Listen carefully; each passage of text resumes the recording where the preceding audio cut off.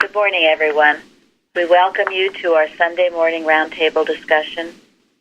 We're so glad you could join us. Today is Sunday, June 2nd, 2019, and we are recording from the Plainfield Christian Science Church Independent, Plainfield, New Jersey, the United States of America. And we will start this morning with our morning prayer. From page 187 of Miscellany. May the divine light of Christian Science that lighteth every enlightened thought illumine your faith and understanding, exclude all darkness or doubt, and signal the perfect path wherein to walk, the perfect principle whereby to demonstrate the perfect man and the perfect law of God.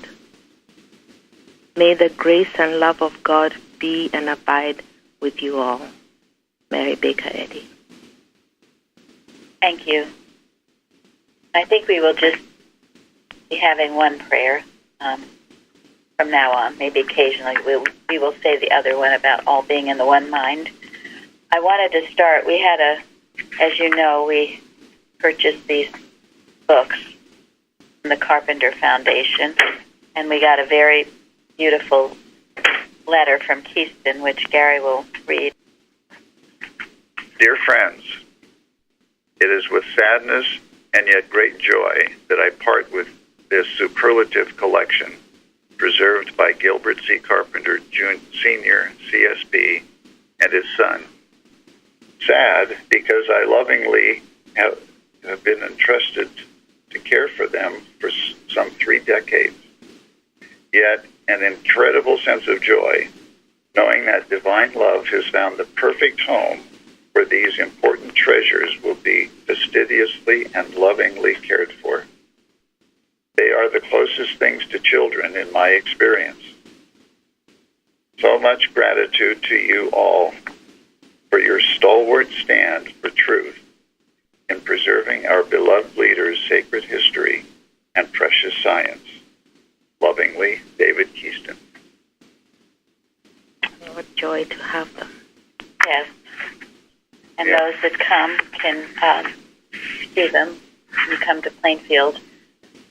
And also, maybe we will proof again some of our books. I know the article Place is included in the collection, as well as other things, to make sure we have everything exactly correct. So they'll be very worthwhile to us. Our subject today is Ancient and Modern Necromancy, alias Mesmerism and Hypnotism Denounced. And we will start first with our watching. Watch number 38. Watch less in reducing error to zero. You neglect to rub out the zero. Once a lecturer told of a little science girl who had a cold. She drew a zero on the front stoop with a piece of chalk to indicate that she had made nothing of the cold. After a few moments, she ran back and rubbed out the zero. In destroying error, you must first translate it into a false belief.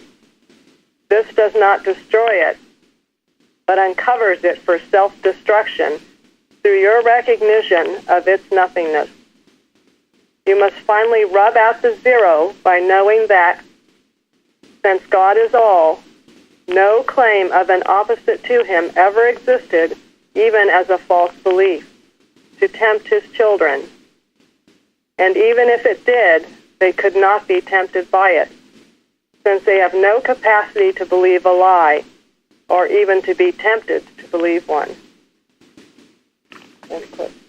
Thank you. Any comments on that one?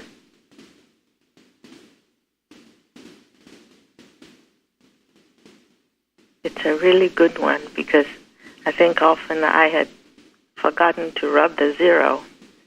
And, all the work I was doing, this is some time ago before I knew better, I was still entertaining the false beliefs and working against them, which is, in fact, I was really making them real and then so-called fighting them with the truth.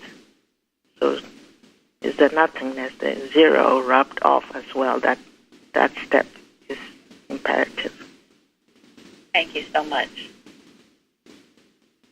Yeah, this is a tough one, isn't it? Because it's we have to literally, mentally rub it out.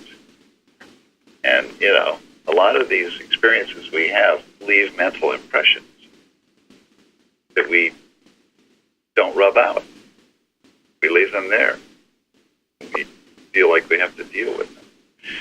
That's why one of the things Mrs. Evans taught us was whenever you're working with the truth, it's always 10 affirmations of truth per one affirmation of denial. Too many of us spend too much time on the denial affirmations and not enough time on the true affirmations. And it's the true affirmations that rub out the zero. Very important. She also said never leave anything in the negative. In your mental work, make sure you start with the allness of God.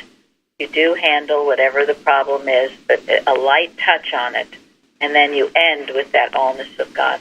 Otherwise, you've created this big reality you're battling against, and you wonder why it never goes anywhere. I thought if you don't rub out the zero, it could happen again, because you knew it was nothing, but that nothing was still there. Thank you, yes. And that's what Carpenter says in one of his watching points. You have to work to know that whatever the problem was never happened in divine mind. So They give me one more day to know it never happened. that's right. Give me one more day to know it never happened. And quite a long subject, ancient and modern necromancy, alias mesmerism and hypnotism denounced. We have certainly seen we've needed to be handling it since our latest liberator was on handling animal magnetism, and we just had a series of problems with the paper we needed being delivered. So it just got mailed yesterday, right? Yeah. So it's like, okay, prove it, Like clicking on the phone yesterday. The clicking on the phone yesterday, the beginning of the class this morning, it would try to have error enter as a distraction. So I thought that number 2 and 3 in science and health were very important to go along with what the meaning of this topic is about. And I will have Jeffrey read number 2.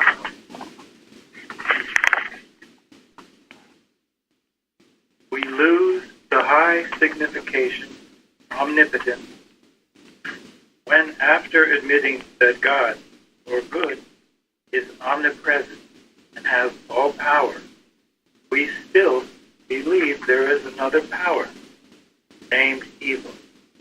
This belief that there is more than one mind is as pernicious to divine theology as our ancient mythology and pagan idolatry.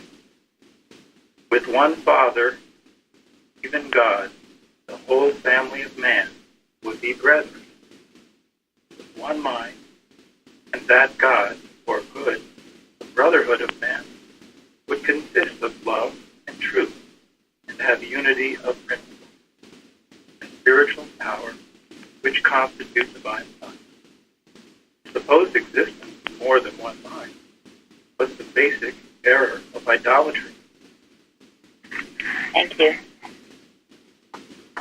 What does the word pernicious mean? Destructive. Thank you. Having the quality of killing, destroying, or injuring. Now, you see, think about it. We as scientists declare there's only one God, one mind. This is the first commandment, right? Yes. Okay, and then on the heels of that, we still believe that there's another power named evil. So what's with that? Contradiction. Contradiction.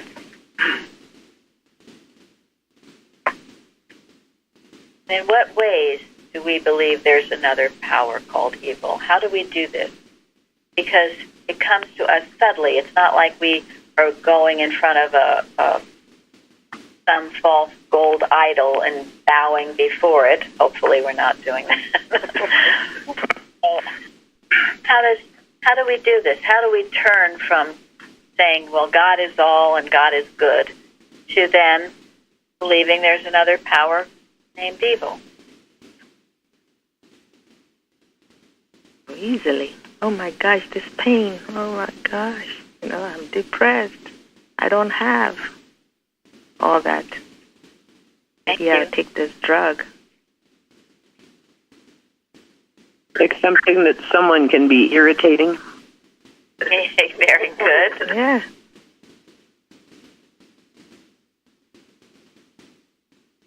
Heredity. Yes. Yeah, we start thinking, oh, well, so-and-so had it. I am kind of, I don't know whether the word is amazed, but I've heard this from Christian scientists, that they think they have something because, their mother or father had it. What? Hold it. Where did you get that from? Or have this problem, so someone is malpracticing on me.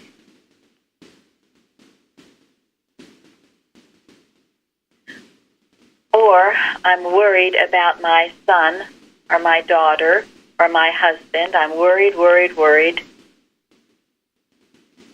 Or I'm worried about my financial situation. I'm worried about what's going to happen tomorrow or next week or next year. Every time you do this, you are believing in a power other than God.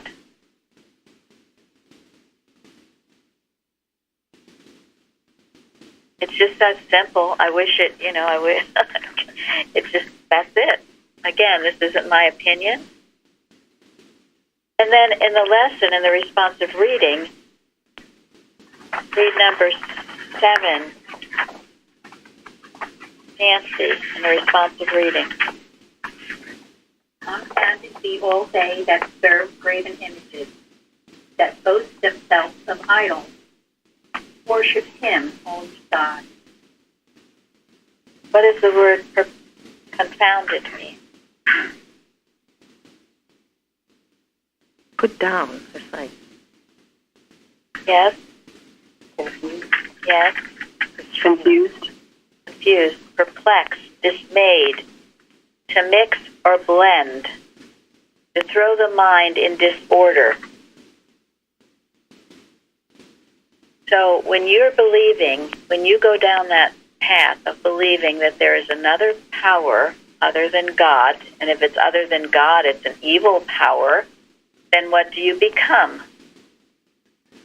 Confounded. Confused. You had said once in a testimony about it's like devil worship. Yes, it is. It is devil worship. That was such a revelation to me. That's what helped me stop worrying. It's not worry. I call it devil worship. Change the wording, and it'll kind of wake you up. But it always results in confusion. Confusion, confounded. Was a Confusion, worse confounded. Worse confounded. Okay. My father used to say that when he'd be upset. Confounded. I never knew what it meant as a child. It sounded awful. And he was very mad when he said it. But it has to result in confusion, doesn't it? Yes. But when you look for the truth in the wrong direction, in a place where truth does not exist, when you look for help in the direction that it is impossible to come from,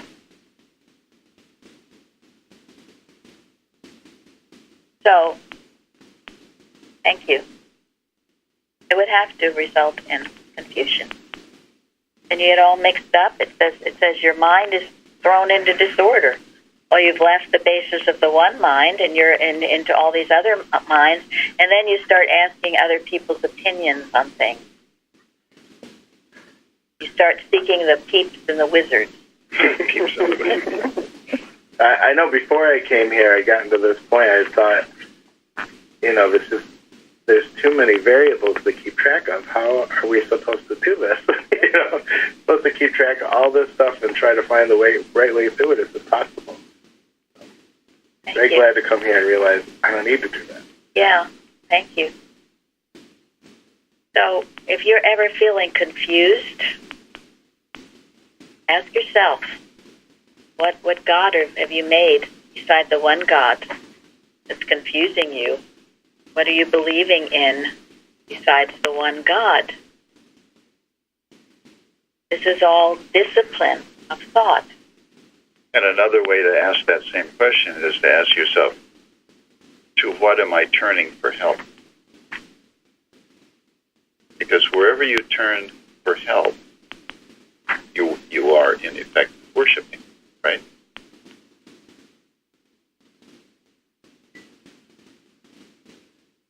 So if you're turning somewhere other than to God for help, now, God sends help in the form of people or, books, articles, whatever. God will send help in a form that you can recognize it. But that's after you turn to God for help. That's something I found the past few years, that I don't need to do all this research to find out what I need to do this, like the computer work for the church. Just the need comes up, I'll go online and immediately be directed to where I need. And I don't need to sort through all this stuff, and that's been such a wonderful thing. Even in no part of my life is there a need to, try a different method, I guess. Wonderful when you come to that. Being confused and mixed up and having your so-called mind thrown into disorder is not a lot of fun. And it's not necessary. It's not necessary. That's the other thing. There is a better way. And who knows what Proverbs 3 says? In all thy ways acknowledge him, What? and he shall direct your path. Lean not unto thine own understanding. That way you'll stay. And over in Psalms and other places, how is the way described? As what? Narrow, straight and narrow. Yes. Clear. And yes, also clear and plain.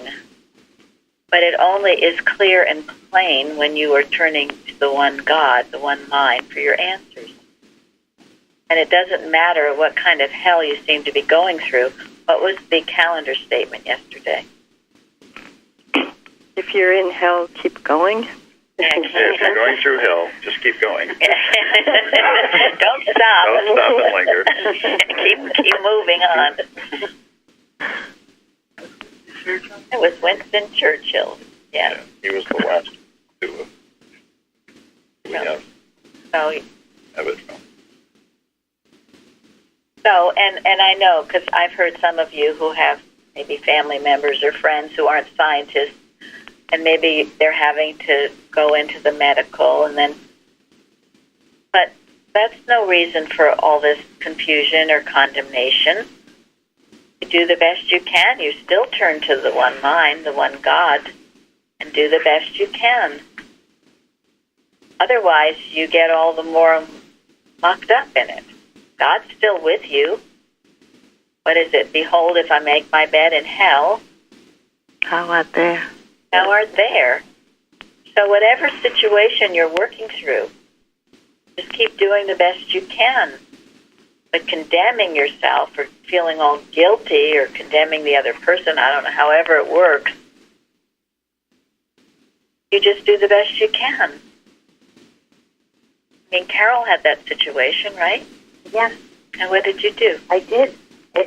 I kind of floated through it. I had a lot of practitioner help, and I did what I needed to do, and I just kept with God. And a very strange thing, I had my lesson book open in the room at one point, and someone came in and said, "Oh, you're reading the Bible. May I see it?" And she read the lesson. It was just keeping God in whatever you need to do and keeping yourself in God. You're not in the situation, you're in God. And it was the most harmonious situation. It really worked out beautifully. Thank you very much. Well, and then even the next citation in the responsive reading kind of describes the science behind all this. Right? Number 9, Psalm 37, 97. For thou, Lord, art high above all the earth. Thou art exalted far above all gods. This is David's recognition of what Mrs. Eddy explains. That God is all. There just isn't any connection between God and anything else. The earth, the earthly beliefs, the material theories. Because when it says, "Thou shalt, do not lean unto thine own understanding," well, is there any other understanding besides the understanding of God? No. So when it talks about thine own understanding, it's referring to what you think might be true, but is really only a human belief or a material theory. And God is way, way, way far higher than any of those. And Mrs. Eddy says, don't beat out against the mist, but gently rise above it. Yes, above it. Again, if you make a big reality out of it, it's the fight of the beast. It'll try to fight back. You rise above it all, because here that statement says, he's high above it all. I think we forget that we say that, well, according to the definition, he is all-knowing. So if all-knowing, where am I going to find what? Exactly. He is our creator. Is there anything that the creation doesn't know about his... Is there anything the creator does not know about his creation? You think the doctors know more than God knows about you, whom he created? In his own image and likeness? Yeah. Interesting. And then later in the Bible, because this goes along with what we're saying in John 17, where the Christ Jesus prays, I pray too that thou shouldest, I pray not that thou shouldest take them out of the world, but that thou shouldest keep them from the evil. So what does that mean? Jeremy wrote about it. Yeah, I was really happy to see that. It's like he's not telling us to wait for the afterlife or anything weird like that. We're where we're supposed to be. Just stay away from anything unlike God. Keep moving forward. Right, and that's where the concept of heaven on earth comes from. Right? It is possible. So we have a wonderful opportunity ahead of us if we would just grab it. And not taking you out of the world, I mean, that means the things that might challenge you or tempt you, but you are to overcome them, saying just preserve them from the evil of it. So whatever situation you're in, God is there with you. And what is it? I loved what you wrote, Jeremy, about I spent decades truly hating being me. and now I'm happy with it. What an odd turnaround. Another thing I did not expect. And that goes along with Peter's beautiful song. When I found God, I found me. Yeah. So, I don't know, how much changing did happen, Jeremy? You're still you. I know. I think about that once in a while because in a way it feels like I'm not different, and in another way it feels like I'm completely different. But well, you put off your false personality and found your individuality in God, which was always there, just needed to be brought to light completely, and that changes everything for the better. That's a whole lot healthier than, to be settled in a wrong thought about yourself and just say, well, that's how I am, to think that you can't change. I think that's more hell there than, to not like the false. Well, and there's an analogy in nature, isn't there?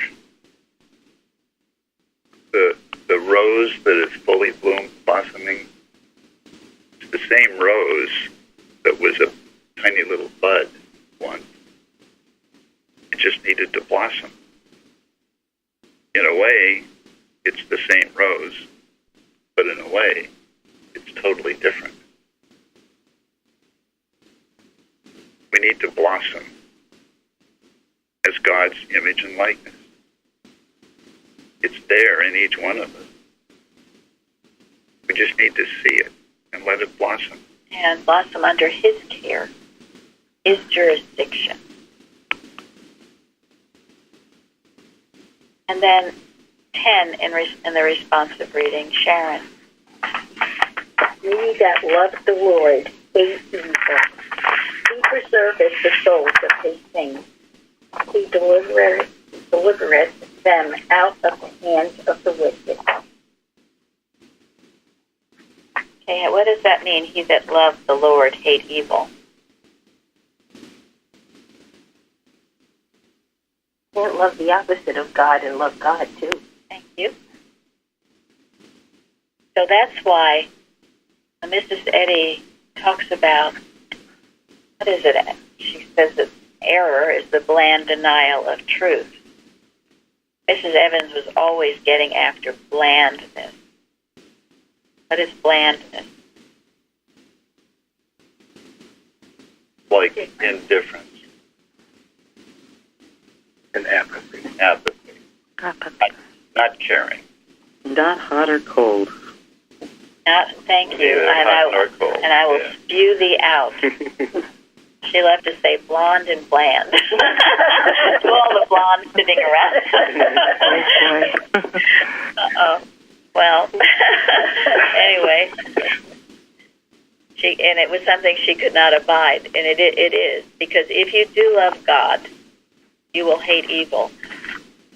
And I was a blonde and bland one, and it was this sort of an indifference, and maybe it had to do with all the confusion that I was in my head, that I was worshiping other gods without knowing it.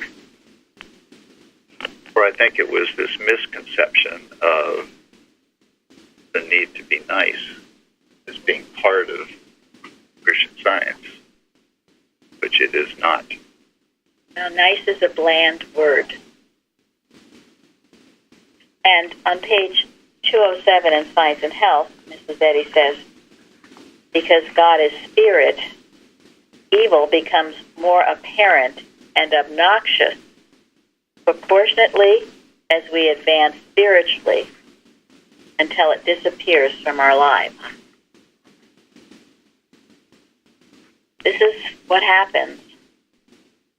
This is what should be happening to all of us. Yes.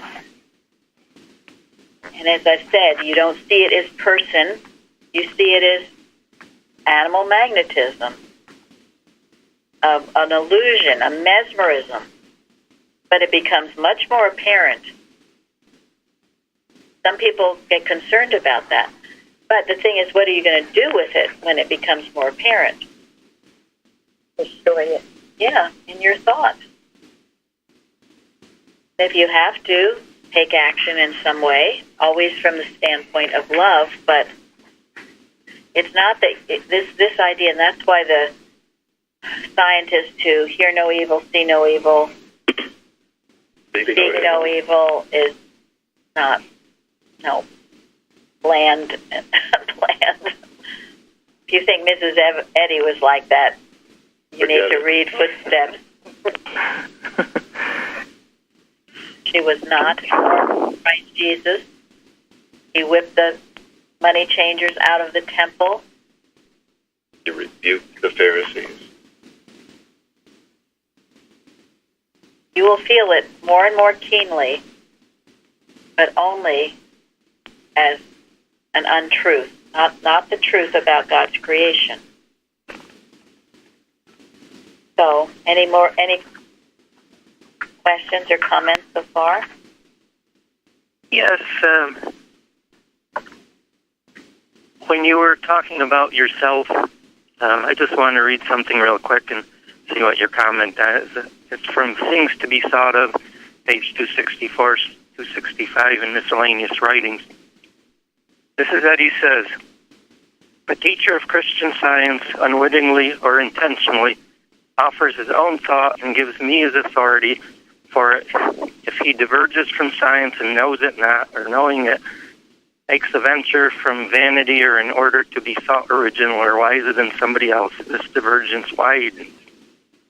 He grows dark and cannot regain at will an upright understanding. This error in the teacher also predisposes his students to make mistakes and lose their way.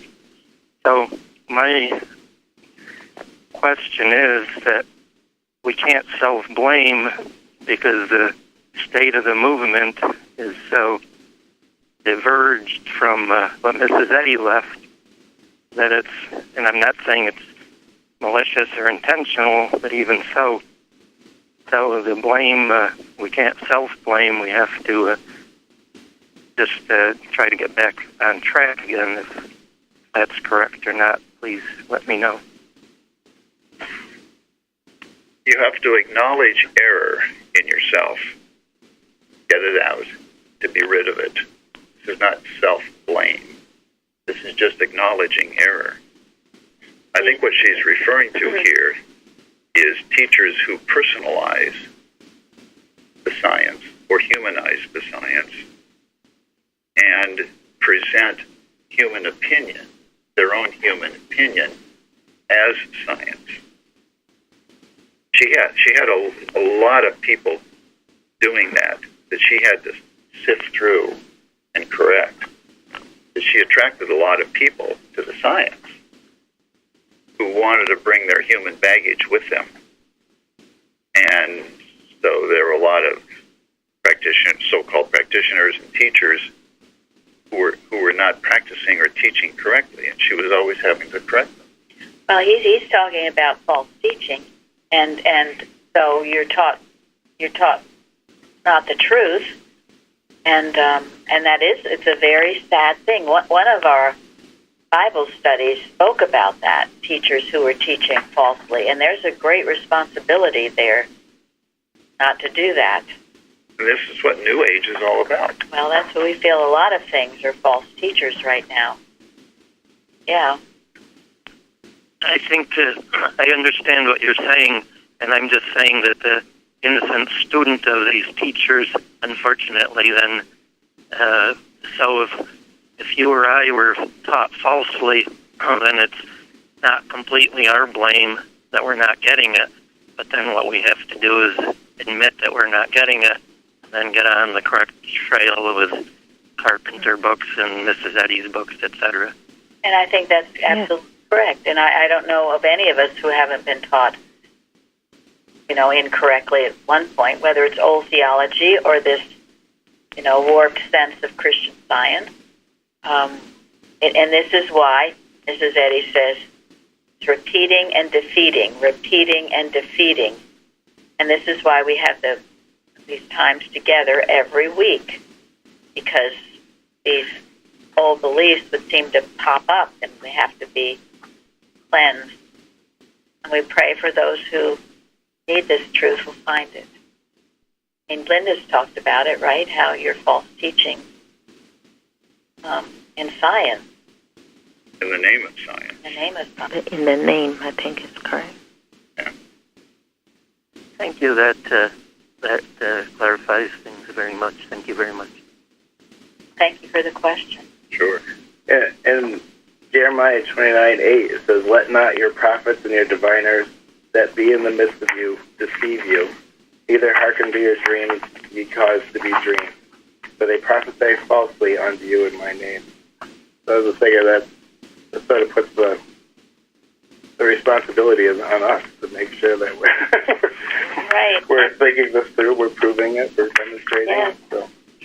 And there are many who have been taught falsely who reject those teachings. That's why all this rejection of Catholicism, they're rejecting it because they know there's something wrong about it.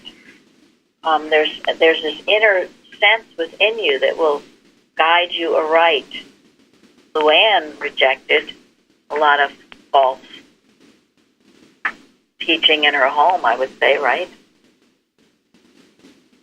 Yes, thank God for Christian Science. But yes, using truths and stuff was quite a battle to get rid of all that negative thinking and everything that I've been taught. Thank you. And I think you're realizing, and with your explanation confirming what I was thinking, I think realizing that, and it wasn't malicious in any way, shape, or form, but because people, our Christian scientists, weren't willing to read anything but the mushy authorized things. And I'm sorry, I'm not trying to say that what Mrs. Eddy wrote was mushy or anything like that. What I'm saying is the view of what Mrs. Eddy wrote being mushy, and that's what brings, I think now that we're saying this, I hear that in so many people's testimonies. When I came to Plainfield and got the correct teachings, everything straightened out. And then the other question real quick, Jeremy, where was that in Jeremiah again, please? Citation 4, 8, and 9. It's in the lesson, yeah. Oh, okay. I'm glad you brought that out. I think that's really interesting what you just said about the within you deep, a little different, because I do remember struggling with that for decades and seeing other people, and they would drift off or read other things, and it's actually, to me, it's more about not standing up to it or questioning it or going along with the organization more than it was not being aware. I mean, they knew, so many really did know it was wrong. I think there is this inner voice in you that think this is really weird or this doesn't seem right, being told not to teach the Ten Commandments, other things that doesn't, or this being unauthorized literature, something that's helped you so much. People, and there's something in you that steers you aright. Thank God for that. And it goes to Jeremy's point that then we're really responsible then for being, that we didn't follow. So that is interesting. That's that part of being bland. Yeah. And going along, and you get in the gray zone. I was just thinking, and then you get zoned out, confused.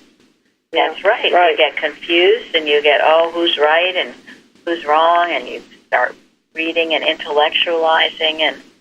The thing is not malicious. There's a maliciousness behind it. Yes. That's where it comes from. And it is malicious, and we've got to realize that too and face it. Thank you, yes. You just defined me right there. Thank you. Well, and this is why Mrs. Eddy implores us to stand porter at the door of thought. You can't be responsible for the thoughts that come to you. You can't blame yourself for incorrect teaching that you might have had somewhere along the way, whether it was in your home or in your school or under the auspices of the organization in Boston or whatever. But you are responsible for what you do about it. And listen, we're all students here. We're all learning. It's not like any of us have ascended yet. So, we're here to support one another in this journey and do the best we can and teach as best we can and practice as best we can and be aware of false prophets. And as Mary said, there's an inner voice within each one of us. I think it's a matter of really, we have to listen to that inner voice, because I know that for myself, after a while, something was missing. It was clear to me. It just was a feeling I was having. And then what I could do, I just kept praying for the right way. And, well, God answers prayer, sincere prayer. We found Plainfield. I think, is he not our Redeemer? So if we really feel that something is not right and you're feeling it, it's ignoring it and just going along with whatever because of whatever the reason. That's what's not right. Right. For me, I'm sorry, Gary, go ahead. No, go ahead. I was going to say, for me, that's how I found this church, was the inner voice. It wasn't by chance, for sure. Well, I kept searching for Christian Science on the Internet because I was in real trouble. And I just happened to, and I was fortunate to find our website. Yes, and we'll pray that others do too. And as far as, we've talked about malpractice is either ignorant or malicious. And certainly there's a lot of ignorant malpractice that goes on. But there is some, too, that's malicious. And that can only go back and destroy itself. And we mustn't be unwise or unalert to the fact that there is malicious intent. But it can't harm unless you are a malpractitioner yourself. Then it finds a way into your thought. Lauren? I think especially the motives to belittle Mrs. Eddy, to say that she just typifies the woman and not the woman, all of that, that's malicious. That is malicious, and it is huge, and it's where so many people get off into the New Age and all this other stuff and think that the answers are there. And that's a bland denial of the truth.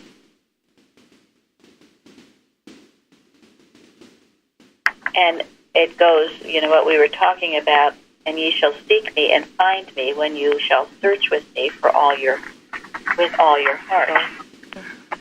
Now, some of you just said how that happened, Janet and Fairly, and yes, Joanne and Linda spoke about it. Joanne on the forum said how she got on her knees and found our church. And Linda? Well, no, I just was realizing that I needed to really pay attention to that. I was always seeking with all my heart, because I realized how I used to seek for the glass on the ocean, and I would just get so focused and just really want it. I thought, well, do I do even that to God, for my God? And so I realized I needed to keep that in front, always in my thought, to make sure that I was seeking for Him with that same passion. Yes. Once when I was in terrible trouble, terrible situation, it was actually a preacher on television that spoke to this. And I don't think I'd ever heard it said quite that way. That you've just got to want this more than anything else. Anything else. Your whole heart, mind, and soul. It really arrested me, because being bland and blonde, I don't know whether I had. And so if you haven't found Him, have you really put this quest above everything else in your life? You want this more than you want your physical healing. You want this more than you want your little house in the country or prairie. all the things you think, is this is the pearl of great price. Because if you do, He will be found in you. But that's a requirement. And blandness will not work here. You can't be half-hearted. Oh, I'll give it a try. I'll try Christian Science, and then I'll try something else, and then I'll try this, and I'll try that. We'll see what happens. You have to be desperate for it, really. That's the way it was with me. Yes, you do. And that goes to the story about Manasseh. And when he was in affliction, he besought the Lord his God and humbled himself greatly before the God of his fathers. It took affliction, which is why it can be proof of God's care.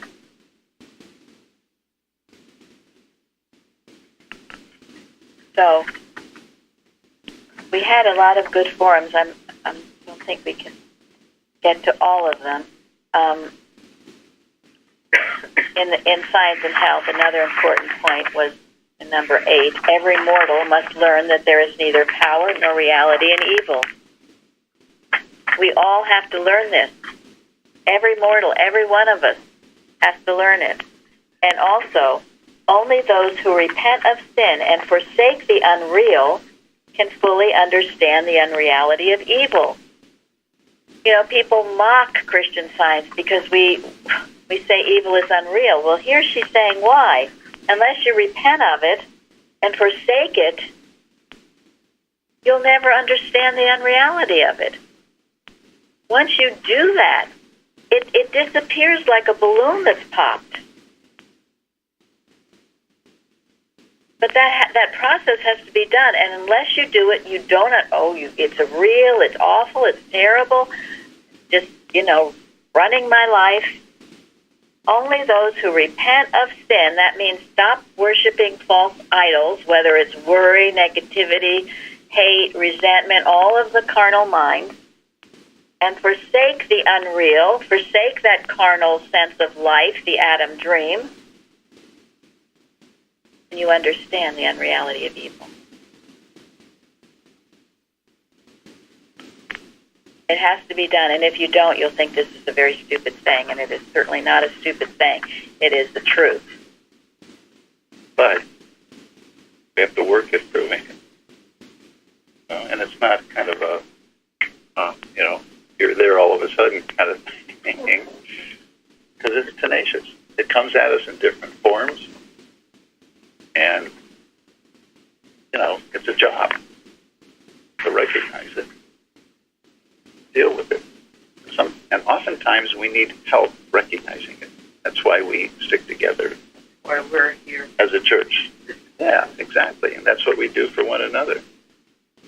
And it's really very important. I'm so grateful to Mrs. Evans that she, trained a group. One stick you can break, a bundle you cannot. Now, we're getting close to closing time, so there was one thing I wanted to mention. That's the end of the lesson, and Joanne wrote to it, but there's a fine distinction here I want to make. But the fruit of the Spirit is love, joy, peace, long-suffering, gentleness, goodness, faith, meekness, temperance. Against such, there is no law. What is fruit? Result, or like what comes of it? Yes. Now, for a long time, I tried to be those things. I tried to be loving. I tried to be joyful. I tried to be peaceful. I tried to be all those things. But I was missing one thing. It's the fruit of the Spirit. If you don't have the Spirit of God and get your stupid self out of the way, you can try and try and try to be all these things, but it's not going to work. You might be a little humanly better than you were if you were a horrible person, but this is the fruit of letting God be in total control and you being in total submission to Him. It's the fruit. Don't ever forget that, because otherwise it's exhausting. Trying to be all those things is exhausting. Only God are those things. It's His fruit. Just like you can't have an apple without a tree. Well, you can't have that fruit without the Spirit. Okay, we are going to end on something that Florence and I love very much. It's some selections from Ways That Are Vain. Miscellany, page 210 to 213. We don't have time. We don't have time. All right. Ways that are vain. Certain individuals entertain the notion that Christian Science mind healing should be two-sided and only denounce error in general, saying nothing in particular of error that is damning men. They are sticklers for a false, convenient peace, straining at gnats and swallowing camels. The unseen wrong to individuals and society they are too cowardly, too ignorant, or too wicked to uncover, and excuse themselves by denying that this evil exists. This mistaken way of hiding sin in order to maintain harmony has licensed evil, allowing it first to smolder and then break out in devouring flames. All that error asks is to be let alone, even as in Jesus' time the unclean spirits cried out, "Let us alone. What have we to do with thee?" Animal magnetism in its ascending steps of evil entices its victim by unseen silent arguments. Reversing the modes of good in their silent allurements to health and holiness, it impels mortal mind into error of thought and tempts into the committal of acts foreign to the natural inclinations. The victims lose their individuality and lend themselves as willing tools to carry out the designs of their worst enemies, even those who would induce their self-destruction. Animal magnetism fosters suspicious distrust where honor is due, fear where courage should be strongest, reliance where there should be avoidance, a belief in safety where there is most danger. And these miserable lies, poured constantly into his mind, fret and confuse it, spoiling that individual's disposition, undermining his health, and sealing his doom, unless the cause of the mischief is found out and destroyed. Other minds are made dormant by it, and the victim is in a state of semi-individuality, with a mental haziness which admits of no intellectual culture or spiritual growth. The state induced by this secret evil influence is a species of intoxication, in which the victim is led to believe and do what he would never otherwise think or do voluntarily. Unless one's eyes are opened to the modes of mental malpractice, working so subtly that we mistake its suggestions for the impulses of our own thought, the victim will allow himself to drift in the wrong direction without knowing it. Be ever on guard against this enemy. Watch your thoughts and see whether they lead you to God and into harmony with his true followers. Guard and strengthen your own citadel more strongly. Thus, you will grow wiser and better through every attack of your foe, and the golden rule will not rust for lack of use or be misinterpreted by the adverse influence of animal magnetism.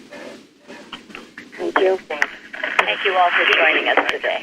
Good. Thank you. Thank you. Thank you. Thank you. Thank you.